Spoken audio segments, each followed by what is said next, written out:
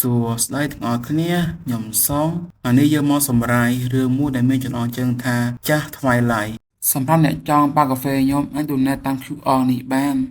តិចឬច្រើនខ្ញុំទទួលយកទាំងអស់អញ្ចឹងកុំឲ្យរងចាំពេលយូរតោះហើយអ្នកអាចដឹងប្រហែលជាមានអ្វីមួយដែលមិននឹកស្មានដល់អាចកើតឡើងបើខ្ញុំអាចរកឃើញផលតាំងតាក់ទងនឹងឧបទ្ទវហេតុនៅទីនេះអ្នកគ្រប់គ្រងយន្តនយោឆយ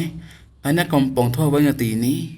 ខ្ញុំបានបន្សល់ទុកអ្វីមួយនៅក្នុងអំឡុងពេលធ្វើការដូចណាខ្ញុំបានត្រឡប់មកវិញដើម្បីរកវាអ្នកប្រហែលជាបានរកឃើញវានៅថ្ងៃស្អែកក្នុងពេលថ្ងៃតើវាមិនតាន់ទេចុះអ្នកវិញអ្នកគ្រប់គ្រងយន្តហេតុអីបានជាអ្នកធ្វើការនៅទីនេះតែម្នាក់ឯងយឺតម្ល៉េះតើអ្នកដឹងដល់របៀបណាថាខ្ញុំនឹងនៅទីនេះតែម្នាក់ឯងអ្នកគ្រប់គ្រងយន្ត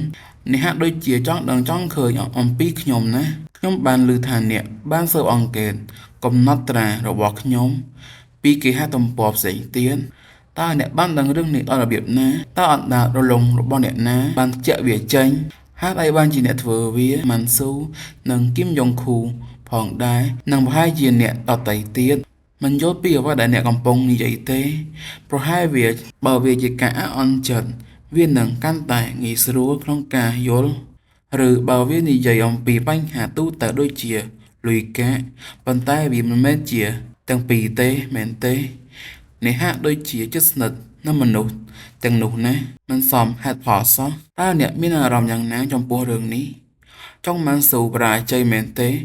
ឆោយ៉ងបុកគឺជាជនល្មើសយ៉ាងច្បាស់គាត់បានលបួងខ្ញុំមកទីនេះដោយដឹងថាខ្ញុំសង្ស័យគាត់ប៉ុន្តែដល់មិនគិតពីហេតុផលរបស់គាត់ចំពោះការតាក់ទងចំពោះការតាក់ទាញខ្ញុំមកទីនេះបើខ្ញុំអាចបង្វែរស្ថានភាពនេះទៅជាថាប្រយោជន៍របស់ខ្ញុំបើគ្រោះថ្នាក់នោះមិនអាចកើតឡើងបានទេចុកម៉ាន់ស៊ូអាចនឹងបានសំបំណុលរបស់គាត់ក្នុងរយៈពេល 2-3 ឆ្នាំបន្ទាប់ពីនោះគាត់និងក្រុមគ្រួសាររបស់គាត់នឹងបានគ្រប់គ្រងគ្នាទៅវិញទៅមកហើយរស់នៅដោយមានសុភមង្គលភ្លើងកាយាល័យបើកហើយប៉ុន្តែអ្នកគ្រប់គ្រងមិននៅទីនេះទេតែយើងគួរប្រឹកមើលនៅចិត្តចំណតរយន្តទេរងចាំមួយផ្លេតប៉ុន្តែចុងម៉ាន់ស៊ូបានធ្លាក់នៅទីនោះជំរុញដោយសារតែនាយកឆយពីចំណុចនេះផ្នែកខាងលើនៃការដ្ឋានសំណង់តាមខ្ញុំមកខ្ញុំអាចធានាថាពេលណាគាត់នឹងជាសះស្បើយពេញលេញទេប៉ុន្តែរឿងមួយប្រកបណាគាត់នឹងមិនធ្វើការដូចមុនទៀតទេគ្រួសារទាំងមូលរបស់គាត់ឥឡូវនេះកំពុងទទួលបន្ទុកកាន់តែធ្ងន់ភរិយារបស់គាត់គឺលោកលីជេសិននិងកូនស្រីរបស់គាត់ផងដែរមិនដឹងថាពួកគេនឹងស៊ូទ្រាំបានយូរប៉ុណ្ណាទេអូតើនោះជាអ្វីដែលអ្នកចង់បានមែនទេអីគេការឃើញគ្រួសារមួយកំពុងតស៊ូជាមួយគ្នាដើម្បីយកឈ្នះលើវិបត្តិមួយធ្វើឲ្យអ្នកព្រួយបារម្ភមែនទេពីព្រោះអ្នកមិនអាចធ្វើដូចគ្នាបានទេអ្នកបានបាត់បង់កូនស្រីតែមួយរបស់អ្នកហើយត្រូវបានប្រពន្ធរបស់អ្នកលែងលះផងដែរអ្នកប្រកាសជាបានប្រៀបធៀបខ្លួនឯងជាមួយនឹងពួកគេអីគេបោះបង់ចោលប្រៀបធៀបអ្នកគិតថាវាទាំងអស់គឺដោយសារតែរឿងតូចតាចបែបនេះមែនទេវាងាយស្រួលនិយាយនៅពេលដែលអ្នកមិនដឹងអ្វីទាំងអស់មែនទេមនុស្សគ្រប់គ្នាសុទ្ធតែមានហេតុផលរៀងៗខ្លួនពួកគេទាំងអស់គ្នាបានធ្វើការដើម្បីតែរស់សាររបស់ពួកគេប៉ុណ្ណោះប៉ុន្តែពិភពលោកមិនបានទុកពួកគេអនៅម្នាក់ឯងទេមិនថាវាដោយសារតែទុកចិត្តនរណាម្នាក់ខ្លាំងពេកទេកំពុងធ្លាក់ខ្លួនឈឺយ៉ាងធ្ងន់ធ្ងរឬគ្រាន់តែកើតមកក្រពួកគេបានធ្លាក់កាន់តែជ្រៅទៅក្នុងភាពអស់សង្ឃឹមគ្មានវិធីណាដើម្បីឡើងចេញពីរណ្ដៅនោះតាមរយៈមធ្យោបាយធម្មតាបានទេ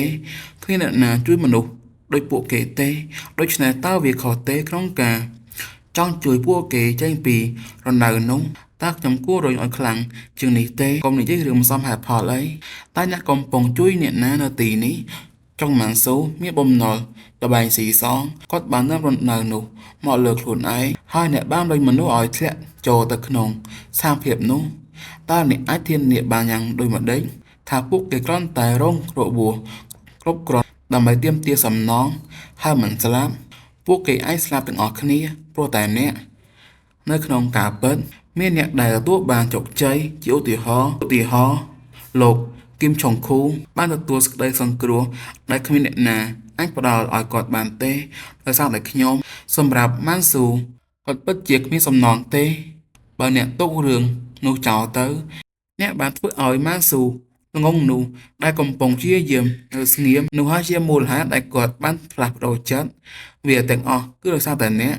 អញ្ចឹងបើអ្នកមិនបាននៅទីនេះទេការស៊ើបអង្កេតនេះនឹងមិនចាប់ផ្ដើមទេបើខ្ញុំធ្វើឲ្យអ្នកនៅស្ងៀមប្រហែលជាម៉ាន់ស៊ូនឹងផ្លាស់ប្ដូរជីវិតនៅទីបញ្ចប់នេះគឺសម្រាប់ជាប្រយោជន៍របស់ពួកគេ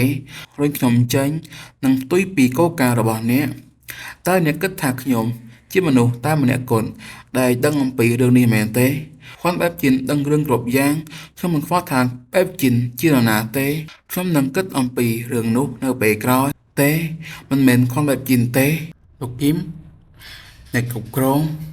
តើអ្នកមិនអីទេឬខ្ញុំសើតែដួលហើយមែនហើយខ្ញុំមិនអីទេប៉ុន្តែហេតុអីបានជាអ្នកនៅទីនេះសាំឌូមិនអីទេទោះបីជាអ្នកប្រាប់ខ្ញុំថាខ្ញុំអាចចាកចេញបានក៏ដោយខ្ញុំគិតថាខ្ញុំគួរតែស្នាក់នៅយ៉ាងហោចណាស់រហូតដល់អ្នកចូលរួមជាមួយ boss ខ្ញុំមិនអាចបំបត្តិកង្វល់របស់ខ្ញុំបានទេអរគុណព្រះជាម្ចាស់ដែលខ្ញុំបានធ្វើសម្រាប់ពេលនេះសូមទូរស័ព្ទទៅប៉ូលីសទៅខ្ញុំបានទៅប៉ូលីសឬរាល់ហើយតាមផ្លូវពួកគេđangមកដល់ឆាប់នេះតើអ្នកមានរោគរបួសទេខ្ញុំមិនអីទេខ្ញុំបានប្រាប់អ្នកហើយកុំធ្វើអ្វីដល់បំរុងប្រយ័ត្នឲ្យបងសំទោស